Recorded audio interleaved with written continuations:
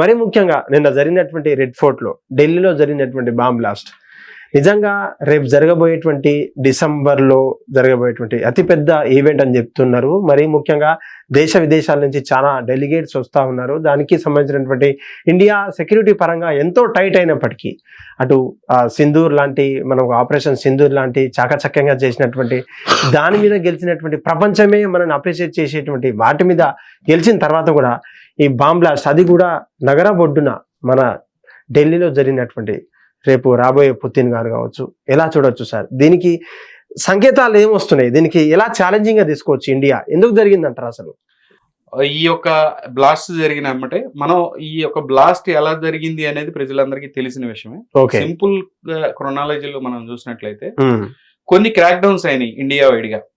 చాలా రాష్ట్రాల్లో చాలా సిటీస్ లో ఈ యొక్క టెర్రరిస్టులు ఇండియాలోకి వచ్చారు, ఈ 100 మంది టెర్రరిస్టులు ఉన్నారు, స్లీపర్ సెల్స్ యాక్టివేట్ అయ్యారనే న్యూస్ ఈ యొక్క ఇన్వెస్టిగేటివ్ ఏజెన్సీస్ మన రాక్ కానివ్వండి, ఎన్ఐఏ కానివ్వండి ఉంది ఇన్ఫర్మేషన్. మనం చూసినట్లయితే చాలా గ్రేట్ గా ఫీల్ అవ్వాల్సింది మన ఇంటెలిజెన్స్ ఏజెన్సీస్ గురించి చాలా గ్రేట్ గా ఫీల్ అవ్వాలి. ఎందుకు అనంటే ఆ బ్లాస్ట్ ఎందుకు జరిగిందంటే ఆ బ్లాస్ట్ ఇంకా కొలాటరల్ డ్యామేజ్ అవ్వాల్సిన బ్లాస్ట్ 10 మంది చనిపోయారు, అది బాధాకరం. కాకపోతే ఇంకా ఎక్కువ మంది చనిపోయేవాళ్ళు, కానీ దాన్ని ఆపగలిగారు. ఎలా ఆపగలిగారంటే పూర్తిగా క్రాక్ డౌన్ స్టార్ట్ చేశారు ఇండియా వైడ్ గా. ప్రతి స్టేట్ లో టెర్రరిస్టులు స్లీపర్ సెల్స్ ని కొన్ని 100 మందిని అరెస్టులు అనేవి జరుగుతూ ఉన్నాయి. ఈ క్రమంలో కొంతమంది డాక్టర్లను పట్టుకొని ఉన్నప్పుడు గుజరాత్ లో కొన్ని అరెస్టులు చేసినప్పుడు ఈ ఉమర్ అనేవాడి పేరు బయటకు వచ్చింది. ఏది ఈ బ్లాస్ట్ కారణమైన వాడు. అవును. సో వీళ్ళంతా కూడా ఇది ఒక టెర్రరిస్ట్ మాడ్యూల్. మనం మాట్లాడుకునే ముందు వీడు అసలు ఏం జరిగిందని, ఆ 7 గంటల ప్రాంతంలో ఒక కారు I-20 కార్ రావటం, వచ్చి రెడ్ ఫోర్ట్ దగ్గర సుభాష్ నగర్ ఏదో గేట్, ఆ గేట్ దగ్గర వాడు వెహికల్ సిగ్నల్ దగ్గర ఆపి దాన్ని సెల్ఫ్ గా బ్లాస్ట్ చేసేసాడు. బ్లాస్ట్ చేసినప్పుడు ఒకటేసారి ఫైర్ మన ఫైర్ బాల్ వచ్చి ఆ ఫైర్ బాల్ లో చాలా మంది ఆ బ్లాస్ట్ రేడియస్ లో ఉన్నోళ్ళు ఒక 10 మంది చనిపోయి 20 మంది దాకా గాయపడ్డారు. అదంతా మనం చూసింది. సో ఈ క్రమంలో అక్కడ సహాయకి చర్యలు చేయాల్సిన వ్యక్తులు, కామన్ పీపుల్ అందరూ కూడా కెమెరాలు తీసుకుని ఆ యొక్క వీడియోని చిత్రీకరిస్తూ వాళ్ళు బిజీగా ఉన్నారు. ఆ తర్వాత అంబులెన్స్ వచ్చాయి, వాళ్ళని హాస్పిటల్కి షిఫ్ట్ చేశారు. ఇదంతా ఒక క్రమంలో జరిగింది. మనం చూసినట్లయితే ఈ బ్లాస్ట్ ని యాక్చువల్ గా ప్రతి బ్లాస్ట్ లో, ఏ బ్లాస్ట్ అయినా సరే ఎక్కువగా బాల్ బేరింగ్స్ కానివ్వండి, లేదంటే గానీ ఇనప మొక్కలను గానీ యూజ్ చేస్తారు.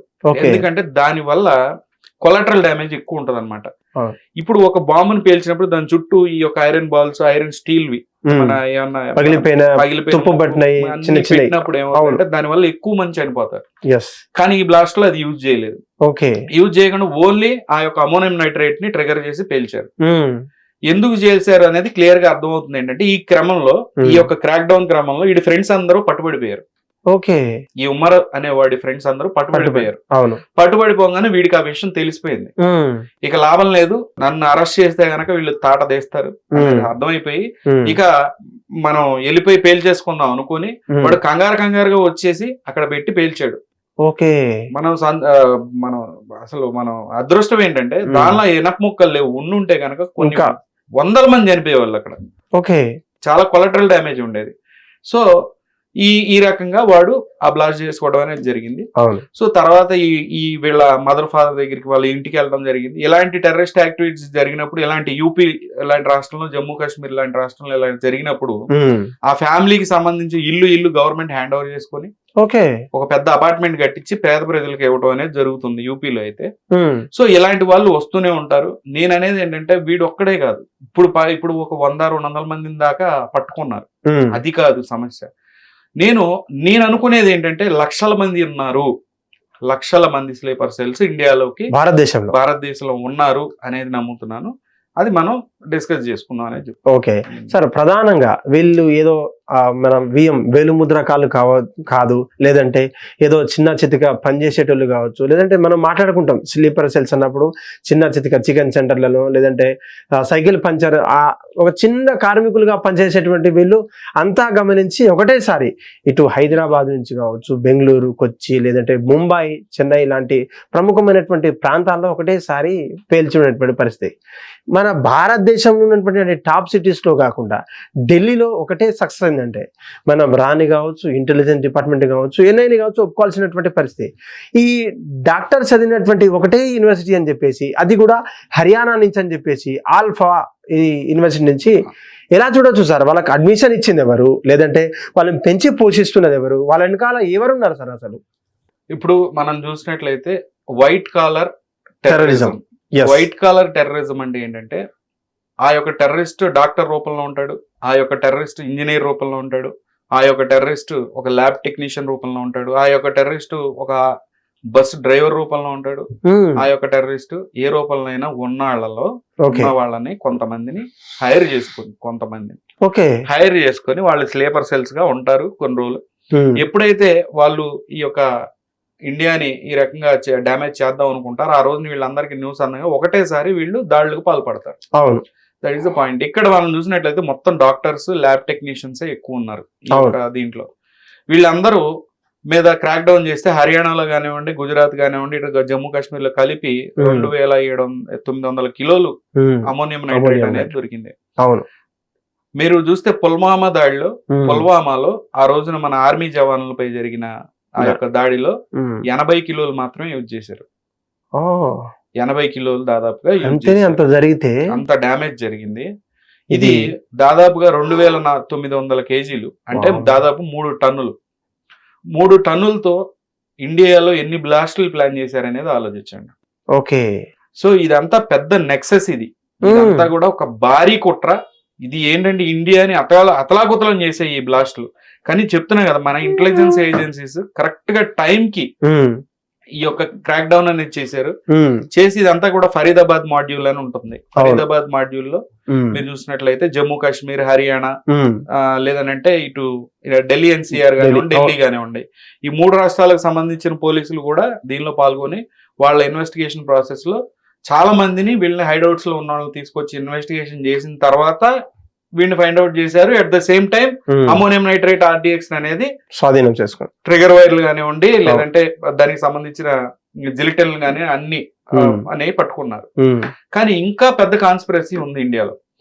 మనం అబ్జర్వ్ చేస్తే ఇది మనం చాలా సీరియస్ గా తీసుకోవాల్సిన ఇష్యూ ఏంటంటే, ఇక్కడ 10 మంది చనిపోయారు, ఎంతమంది అన్సక్సెస్ఫుల్ అయింది అని మనం అనుకుంటున్నాం. కానీ ఇది ఇంకా భారీ కుట్రండి. ఎందుకంటే ప్లాన్ A, ప్లాన్ B అనేవి ఈ టెర్రరిస్టులకు ఫస్ట్ నుంచి ఉన్నదే. మీరు వరుస క్రమంలో చూసుకుంటే రీసెంట్ గా మొన్న ఢిల్లీ ఎయిర్పోర్ట్ లో చాలా ఫ్లైట్లు ఒకటేసారి గ్రౌండ్ అయిపోయాయి. స్నూపింగ్ అటాక్ అనేది జరిగింది. స్నూపింగ్ అటాక్ చేశారు. ఇంతకు ముందు బార్డర్ ఏరియాల్లో జమ్మూ కాశ్మీర్ లాంటి, లేదంటే మనం తీసుకుంటే పంజాబ్ లాంటి ఎయిర్పోర్ట్లకు మాత్రం ఇష్యూ ఉండేది స్నూపింగ్ అటాక్ అని. స్నూపింగ్ అటాక్ లో ఏమవుతుంది అంటే, పైన ఉన్న ఏరోప్లైన్ వచ్చే సిగ్నల్, గ్రౌండ్ రైడర్ సిగ్నల్ కానివ్వండి, శాటిలైట్ నుంచి వచ్చే సిగ్నల్ ATC కానివ్వండి, వీటిని స్పూఫ్ చేసి వాళ్ళ ఆల్టిట్యూడ్ ని గానీ, ఆల్టిట్యూడ్ అంటే మన భూమి నుంచి ఎంత ఎత్తులో ఉన్నారు, ఒక 500 అడుగులు అనుకోండి, మీరు 1000 అడుగుల్లో ఉన్నారని చెప్పి చెప్పొచ్చు దానికి, ఫ్లైట్ కి 200 అడుగుల్లో ఉన్నారని చెప్పి ఫూల్ చేయొచ్చు ఫ్లైట్ ని. సో ఫ్లైట్ ఇప్పుడు ఎగ్జాంపుల్ ఒక 500 అడుగులో కొండ ఉంది, ఇప్పుడు ఫ్లైట్ 200 అడుగుల్లో వెళ్తుంది ఎగ్జాంపుల్ నేను చెప్తున్నాను. ఈ ఫ్లైట్ కి నువ్వు 1000 అడుగుల్లో ఉన్నావని స్పూఫ్ చేశారనుకోండి, ఈ ఫ్లైట్ ని, ఎదురుగా ఉన్న కొండ 500, ఈ ఫ్లైట్ ఏమనుకుంటుంది, 1000 అడుగుల్లో ఉన్నాను అనుకుంటుంది, వెళ్ళి గుద్దేస్తుంది. సో ఇక్కడ ఫ్లైట్స్ ని ఒకటేసారి ఘోర ప్రమాదాలకు గురి చేసి కొన్ని వేల మందిని ఈ రకంగా చంపాలి అని కూడా ప్లానింగ్ జరిగింది. ఎందుకంటే మనం చూడండి, రీసెంట్ జస్ట్ 2-3 డేస్ బ్యాకే ఈ బ్లాస్ట్ కు ముందు ఈ క్రాక్ డౌన్స్ అవుతూ ఉన్నాయి. ఇప్పుడు స్పూఫింగ్ అటాక్ గురించి ఎగ్జాంపుల్ మనం తీసుకుంటే, ఎయిర్పోర్ట్ మీద జరిగిన స్పూఫింగ్ అటాక్, నేను అక్కడ ఢిల్లీ బ్లాస్ట్ గురించి మాట్లాడట్లేదు. ఈ నెక్సెస్ ఎంత పెద్దగా ఉంది, ఇంకా ఏమేమి జరగబోతున్నాయి అనే దాని మీద మనం ఎగ్జంప్షన్ చేస్తున్నాం. 10 మంది చనిపోయారు, మన బాధగా ఉంది కాదన్ను, ఇంకా కొన్ని వేల మంది చచ్చిపోతారేమో భయంగా ఉంది చూస్తుంటే. ఎందుకంటే వాళ్ళు టన్నుల కొద్ది RDX ని కానివ్వండి, అమోనియం నైట్రేట్ ని వాళ్ళు సేకరించి ఇంత పెద్ద 100 మంది ఈ యొక్క నెక్సెస్ లో పాల్గొని వాళ్ళ అరెస్టులు జరుగుతున్నాయి అంటే ఇంకా ఎన్ని వేల మంది, లక్షల మంది ఉంటారో ఆలోచించండి.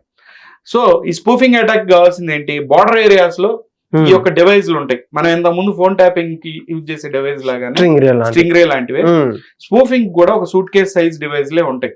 ఓకే, ఫ్లైట్ రాడార్ ని డిస్టర్బ్ చేయడానికి. సో దీనికి ఉండే పరిధి మాక్సిమం పెద్దదైతే గనక ఒక 30 కిలోమీటర్లు ఉంటది, 5 కిలోమీటర్లు 1 కిలోమీటర్ రేడియస్ ఉంటది. ఢిల్లీ లాంటి మహానగరం, అది సెంటర్ లో ఈ స్పూఫింగ్ అటాక్ జరిగింది అని అంటే ఆ చుట్టుపక్కల నుంచి ఆ సిగ్నల్, ఫేక్ సిగ్నల్ అనేది పంపించారు. అవును. సో ఇది మొదటిదా అంటే ఇంతకు ముందు జరిగినాయి కానీ బార్డర్ ఏరియాలో జరిగినాయి. ఇంతకు ముందు జరగలేదా అంటే మన ఇండియన్ ఎయిర్ ఫోర్స్ సంబంధించిన ఒక ఫ్లైట్ హెర్క్యులస్ అనుకుంటా, గ్లోబ్ మాస్టర్ అనుకుంటా ఫ్లైట్ మయన్మార్ మీదుగా వెళ్తున్నప్పుడు అప్పుడు కూడా కరెక్ట్ గా 8 నెలల కిందట కూడా ఇలాంటి స్పూఫింగ్ అటాక్ జరిగింది. ఇండియన్ ఎయిర్ ఫోర్స్ పైన స్పూఫింగ్ అటాక్ జరిగింది. ఓకే. సో ఎందుకంటే నేను చెప్తున్నాను ఇవన్నీ మనం కనెక్ట్ చేసుకున్నాం. ఆ టెక్నాలజీ ఇప్పుడే ఉందా అని అంటే నా డౌట్, ఇవన్నీ నేను డాట్స్ కనెక్ట్ చేసుకున్నా. నేను లాస్ట్ మనం ఇంతకు ముందు ఒక వీడియో చేసినప్పుడు కూడా flight accident, air India flight accident అయినప్పుడు కూడా దానికి ముందు వీడియోలో కూడా నేను చెప్పింది ఏంటంటే ఒక 2 సంవత్సరాల కిందట బిపిన్ రావత్ గారు మన త్రివిధ దళాల చీఫ్, ఆర్మీ చీఫ్, ఆయన ఫస్ట్ చీఫ్ ఇండియాకి, ఆయన హెలికాప్టర్ యాక్సిడెంట్ జరిగింది. హెలికాప్టర్ యాక్సిడెంట్ అంటాం కంటే అది మర్డర్ అని చెప్పేసి నేను అన్నాను ఆ రోజున. ఎక్కడ కర్ణాటక నుంచి అటు వచ్చేటప్పుడు కొండని ఈ యొక్క హెలికాప్టర్ ఢీకొంది. రష్యన్ మేడ్ అడ్వాన్స్డ్ హెలికాప్టర్ అది. అప్పుడు ఏం చెప్పారు, ఆల్టిట్యూడ్ అంటే భూమి నుంచి ఎంత ఎత్తులో ఉందో వాళ్ళకి సరైన సందేశం దొరకలేదు, అందుకనే ఎదురుగా ఉన్న కొండని స్ట్రైట్ హిట్ చేసి పేలిపోయింది. అప్పుడు వాళ్ళ ఫ్యామిలీ మెంబర్స్ మొత్తం చనిపోయారు. మన ఆర్మీ చీఫ్ అయిన ఆ బిపిన్ రావత్ గారు చాలా అంటే చాలా ఇండియాకి చాలా రిసోర్స్, చాలా ఇంపార్టెంట్ రిసోర్స్. ఆయన వాళ్ళ తాత ముత్తాతల దగ్గర నుంచి కూడా వాళ్ళు మన దేశ సేవలోనే వాళ్ళు ఉన్నారనమాట. చాలా ఇంపార్టెంట్ పర్సన్ ఆయన. ఆ రోజునే నాకు వింత అనిపించింది ఏంటంటే ఇండియాలో హెలికాప్టర్ యాక్సిడెంట్ పర్సంటేజ్ రేషియోలో చూసుకుంటే రేర్ ఆఫ్ ద రేర్. అది రష్యన్ అడ్వాన్స్డ్ హెలికాప్టర్. సరే, రష్యన్ అడ్వాన్స్డ్ హెలికాప్టర్ లో మళ్ళీ ఇంకా పర్సంటేజ్ లో తీసుకుంటే గనక మనం బిపిన్ రావత్ గారు అది కూడా మంచులో కొండ కనపడకుండా ఢీకొంటం ఏంటి ఆ రోజున అనిపించి, ఇది ఎక్కడో స్పూఫింగ్ జరిగింది. అప్పట్లో ఆ టెక్నాలజీ గురించి ఎవరికి ఐడియా లేదు పూర్తిగా. ఈ స్పూఫింగ్ ఈ యొక్క హెలికాప్టర్స్ కానివ్వండి, ఏరోప్లేన్ కానివ్వండి, ఇట్లా ఆల్టిట్యూడ్ ఈ యొక్క ఎత్తులో మీరు ఉన్నారు అని చెప్పి తప్పుడు సమాచారం ఆ యొక్క ప్లేన్ కి గానీ హెలికాప్టర్ గానీ ఇవ్వచ్చా అనే సాంకేతికత ఉంది అని చెప్పి అప్పట్లో డార్క్ వెబ్ లో ఉన్నాయి అని చెప్తే కానీ ఎవరు నమ్మలేదు. మీరు మరి మొన్న చూస్తే ఢిల్లీ ఎయిర్పోర్ట్ లో జరిగిన ఏరోప్లేన్లు, మన ఫ్లైట్లు, ఎయిర్ క్రాఫ్ట్ ల్యాండ్ అయిన సంఘటన కానివ్వండి, ఇండియన్ ఎయిర్ ఫోర్స్ సంబంధించిన ఫ్లైట్ మీద జరిగిన దాడి కానివ్వండి, సైబర్ అటాక్ కానివ్వండి, చూస్తే ఆ రోజు బిపిన్ రావత్ గారి హెలికాప్టర్ ఏదైతే డిస్ట్రాయ్ అవటం, ఆ రోజున ఆ యొక్క అది మర్డర్ కింద ఉందా లేదా మీరు చెప్పండి. ఎగ్జాక్ట్లీ.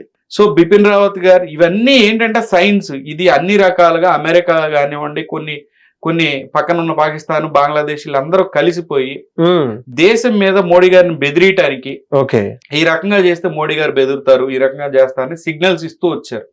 ఇక మెయిన్ దాడి ఎందుకంటే మనం పాకిస్తాన్ తో యుద్ధం చేయాలి అని అంటే ఇప్పుడు పాకిస్తాన్ రెడీగా ఉంది అమెరికా సపోర్ట్ తీసుకొని. ఒక ప్రపంచ యుద్ధం అనేది స్టార్ట్ అవుద్ది. ఇండియా పాకిస్తాన్ కనుక ఒకసారి యుద్ధానికి వెళ్ళిందంటే ప్రపంచ యుద్ధం స్టార్ట్ అయిపోయినట్టే, అది నో డౌట్. ఎందుకంటే ఇంతకు ముందున్న చాలా మంది ఏమన్నారు, ఏ రోజైతే ఇండియా పాకిస్తాన్ వార్ లోకి దిగుద్దో నెక్స్ట్ టైం ఆ రోజున ప్రపంచ యుద్ధం జరుగుద్ది అనేది ఆల్రెడీ రాసి ఉన్నారు. అన్ని దేశాలు, ప్రతి ఒక్కళ్ళు ఇన్వాల్వ్ అవుతారు.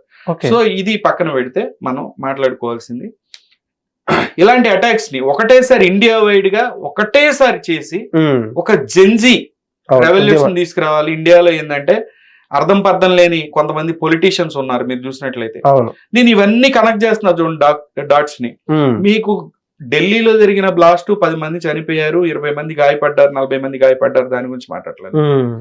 ఆ బ్లాస్ట్లు, ఎయిర్పోర్ట్ మీద జరిగిన స్పూఫింగ్ అటాక్లు, ఒక పాయిజన్ తీసుకొని గుళ్ళో ప్రసాదాల్లో కలపాలి, వాటర్ ట్యాంకుల్లో కలపాలి అనేసి ఒక మాడ్యూల్, రైల్వే ట్రాక్ల్ని ఫాస్ట్ గా వెళ్లే రైల్వే ట్రాక్లు ఏవి మన ట్రైన్లని డీరైల్ చేసి ప్రజలను చంపాలని ఒక ప్లానింగ్. ఇవన్నీ కూడా ఇంతకు ముందు అప్పుడొకటి జరుగుతుండే, ఇప్పుడు అన్ని కలిపి ఒకటేసారి ప్లాన్ చేశారా అనేది కనపడుతుంది. అట్ ద సేమ్ టైం కొంతమంది పొలిటీషియన్స్, మెయిన్ గా ముందు వేసేయాల్సింది పొలిటీషియన్ లోపల వేసేయాలి. అసలు నాకు అర్థం కాని విషయం అదే. కొన్ని స్టేట్ సీఎంలు కూడా ఎలాంటి స్టేట్మెంట్లు చేస్తున్నారంటే యాంటీ ఇండియా స్టేట్మెంట్స్. మీరు చూసినట్లయితే కొన్ని స్టేట్ కి సంబంధించిన సీఎంలు, చీఫ్ మినిస్టర్లు యాంటీ ఇండియా స్టేట్మెంట్స్ చేస్తున్నారు. కొంతమంది ఎన్జిఓలు, కొంతమంది సంఘాలు, కుల నాయకులు కూడా కొంతమంది ఈ యొక్క దేశాన్ని మొక్కలు చేయండి, ఈ యొక్క దేశాన్ని నరకండి, మా మొక్క మాకేవ్వండి అనే మాటలు మాట్లాడుతున్న ప్రతి ఒక్కడ ఫాల్తుగాళ్ళ మొత్తాన్ని కూడా తీసుకెళ్లి లోపల వేసేయాల్సిన అవసరం ఉంది. దీనికి అంటూ యాక్ట్ ఉంది కదా. సో నేషనల్ సెక్యూరిటీ యాక్ట్ కానివ్వండి, ఇలాంటి యాక్ట్లు పెట్టి ముందు ఎవడైతే ఇట్లా ఫాల్స్ ఇన్ఫర్మేషన్స్ కానివ్వండి, దేశం గురించి ఎగనెస్ట్ గా మాట్లాడే వ్యక్తులు, ఎందుకంటే టెర్రరిస్టుల కంటే డేంజరస్ వీళ్ళు. ఈ నాయకులు కానివ్వండి, దేశానికి ఎగనెస్ట్ గా మాట్లాడే వాళ్ళు ఎవరైనా సరే, వాడు నాయకుడైనా వాడు ఎవడైనా, ఒక కామన్ మ్యాన్ అని ఎవడైనా దేశానికి ఎగనెస్ట్ గా మాట్లాడినా, ఇట్లాంటి స్టేట్మెంట్లు ఇచ్చినా, అనవసరమైన ఇలాంటి ప్రాపగాండా సృష్టించిన వాడిని ఎవరినైనా సరే తీసుకెళ్లి లోపల వేసేసి మినిమం 2-3 years. ఇక దాని నేషనల్ సెక్యూరిటీ యాక్ట్ ఏదో ఉంటుంది. ఆ యాక్ట్ పెడితే కనుక ఇంకా ఆడికి ఇంక మామూలుగా యాక్సెస్ ఉండదు కదా. అడ్వకేట్స్ కూడా యాక్సెస్ లేకుండా చేసి ఫస్ట్, ఎందుకంటే అలాంటి స్టేట్మెంట్లు ఇచ్చే నాయకులు మనం చూస్తూ ఉన్నాం. ప్రజలు ఏం చేయాలో అర్థం కాక ఈడు టెర్రరిస్టే నయం, చంపి వెళ్ళిపోతున్నాడు, ఈడు దేశాన్ని అమ్మేస్తాడు, ఈ పొలిటీషియన్ వీడు కంపల్సరీ దేశాన్ని అమ్మేస్తాడు, లేదంటే వీడు వెళ్ళిపోతాడు, ఇది అవ్వగానే వెళ్ళిపోతాడు అనేది క్లియర్ గా అర్థమవుతూ ఏం చేయలేక ప్రజలు చూస్తూ ఉన్నారు ఆ టీవీలో ఆ స్టేట్మెంట్లు. సీరియస్ గా వాడు చిన్న నాయకుడా పెద్ద నాయకుడా కాదు, 10ల సంఖ్యలో ఇట్లాంటి నాయకులు రీసెంట్ గా మనం చూస్తున్నాం. దేశాలని మొక్కలు చేయమని చెప్పి టీవీలో చెప్తూ ఉంటే ఎవడో ఏం చేయలేక అట్లా చూస్తూ ఉండిపోతున్నాం. ఇలాంటి దరిద్రులందరినీ తీసుకెళ్లి లోపల వేయాల్సిన అవసరం ఉంది. సో చెప్తున్నా కదా, టెర్రరిస్ట్ క్రాక్ డౌనే కాకుండా యాంటీ నేషనల్ క్రాక్ డౌన్స్ అనేవి చేయాల్సిన, ఎవడైతే మన ఇండియా దేశంలో ఉండి ఇట్లాంటి స్టేట్మెంట్లు ఇచ్చేవాడు, ఇలాంటి సంఘటనలు జరిగినప్పుడు లైక్ చేసేవాళ్ళు, ఇట్లాంటి సంఘటనలు జరిగినప్పుడు పాజిటివ్ గా కామెంట్లు పెట్టేవాళ్ళు పాకిస్తాన్ కి, లా ఎట్టున్నా సరే పక్కన పడేసి ఎగనెస్ట్ ద లా అయినా సరే వెళ్ళి ఈ దరిద్రులందరినీ తీసుకెళ్లి ఏదో ఒక పెద్ద రెఫ్యూజీ క్యాంప్ లాగా పెట్టి దాంట్లో పడేసి దరిద్రుల్ని అక్కడ 2-3 సంవత్సరాలు ఉంచాల్సిన అవసరం ఉందనే చెప్తున్నాను. ఇంకొకటి ఏంటంటే, మన స్టేట్ లో కూడా, తెలంగాణ స్టేట్ లో కూడా ఇబ్బడి ముక్కుడుగా చాలా మంది ప్రజలు బయట నుంచి వచ్చారు. వచ్చిన తర్వాత దానికి ముందు కూడా చాలా కామెంట్స్ లో మనం చాలా వీడియోస్ లో కూడా చెప్పడం జరిగింది.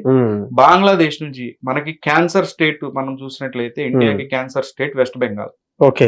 అది ఒక క్యాన్సర్ స్టేట్ అయిపోయింది పూర్తిగా కంట్రోల్ లేకుండా. పూర్తిగా బంగ్లాదేశీస్ మొత్తం అక్కడికి వచ్చేసి, బంగ్లాదేశ్ నుంచి ఇల్లీగల్ గా మైగ్రేట్ అయ్యి అక్కడికి వచ్చి ఇండియన్ ఆధార్ కార్డులు, ఇండియన్ పాస్పోర్ట్లు, ఇండియన్ ఓటర్ ఐడీలు సృష్టించుకొని గవర్నమెంట్ జాబుల్లో స్థిరపడి స్లీపర్ సెల్స్ గా ఉంటూ వాళ్ళు చాలా మటుకి సేఫ్ హెవెన్ ఏదైంది అంటే అది హైదరాబాదే అయింది.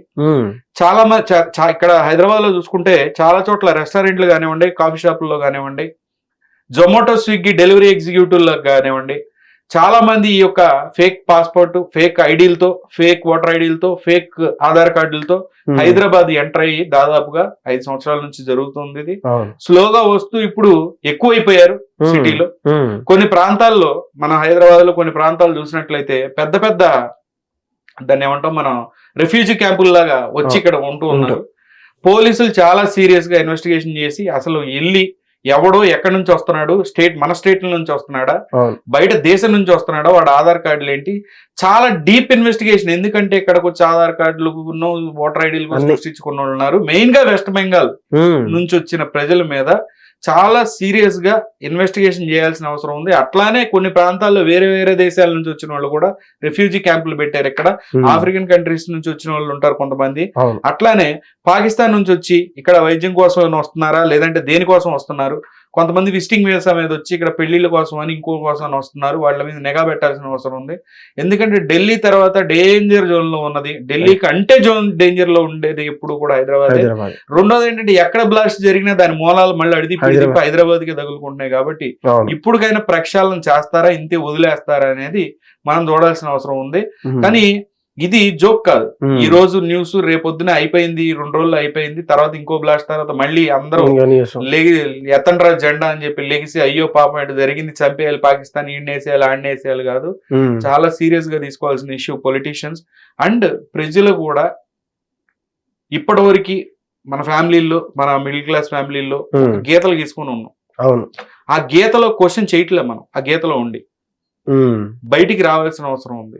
ఎందుకనంటే ఇది మన ఎగ్జిస్టెన్స్ తో ముడిపడి ఉన్నది. ఫ్యూచర్ లో ఈ క్వశ్చన్ మనం ఈ రోజు వేయకపోతే రేపొద్దున ఎంత దూరం లేదు, దగ్గరలోనే ఉంది. ఆ రోజున మీరు క్వశ్చన్ చేయడానికి ఆ గొంతు అనేది ఉండదు అనేది చెప్తున్నాను. సో ఆ గీతల నుంచి బయటకు వచ్చి ప్రశ్నించడం, ఇప్పుడుకైనా నిద్ర లేసి ప్రశ్నించడం స్టార్ట్ చేయండి పొలిటీషియన్స్ ని.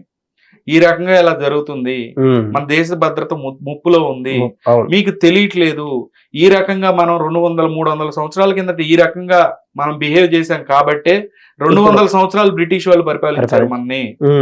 కొంతమంది ఈ మొఘల్స్ కానివ్వండి, లేదా వేరే దేశాల నుంచి వచ్చిన ఈ వీళ్ళు ఇన్వైడ్ చేశారు. మనలో యూనిటీ లేకపోవడం వల్ల ఈ రకంగా మనం ఇదైపోయాము. ఇప్పుడుకైనా ఒక్క గొంతు, నా గొంతు, ఆయన గొంతు, ఎవరో ఒకళ్ళు గొంతు లేపినప్పుడు 10 మంది సపోర్ట్ చేయడం నేర్చుకోండి, 10 మంది రామన్నప్పుడు రావటం నేర్చుకోండి, నిద్రలేసారండి అనేది చెప్తున్నాను. క్వశ్చన్ చేయాల్సిన అవసరం ఉంది. చాలా చాలా అంటే చాలా డేంజరస్ పొజిషన్ లో ఉన్నాం, మనం కనపట్లేదు. కొన్ని మాటలు మనం మాట్లాడినా కూడా అది మళ్ళీ కాంట్రవర్షియల్ గా ఉంటది. చాలా ఆలోచనగా ఏం జరుగుతుంది మీ చుట్టుపక్కల. యాంటీ నేషనల్ ఒకడు వచ్చి మీ పక్కన పాకిస్తాన్కి మీద ప్రేమతో మీ ముందు మాట్లాడినా వాడిని చంప మీద పెట్టి కొట్టే అంత ధైర్యం తెచ్చుకోండి, మీలో ఉంది ఆ దమ్ము. కానీ మీరు ఏంటంటే ఎందుకులే పోతాడులే వాడు పాపం కొట్టుకుని పోతాడు, అట్లా వదలు. మన దేశంలో ఉండి మన దేశంలో తింటా, ఎవడైతే మన దేశానికి ఎగనెస్ట్ గా వర్క్ చేస్తున్నాడు, మన దేశానికి ఎగనెస్ట్ గా మాట్లాడుతున్నాడు అన్నప్పుడు చంప చెళ్ళు మనిపించడం నేర్చుకోండి. దగ్గరలోని పోలీస్ స్టేషన్ లో వీడి మీద కంప్లైంట్ పెట్టడం నేర్చుకోండి. ఈ రకంగా యాంటీ నేషనల్ ఉన్నాడని చెప్పి కంప్లైంట్ పెట్టడం నేర్చుకోండి. లేదనంటే పోలీస్ స్టేషన్ లో కొన్ని చోట్ల ఇట్లా పట్టించుకోరు అనుకున్నప్పుడు వాడు అడ్రస్ మీకు తెలిస్తే డైరెక్ట్ గా ఎన్ఐఏకి మెయిల్ పెట్టేసేసేయండి.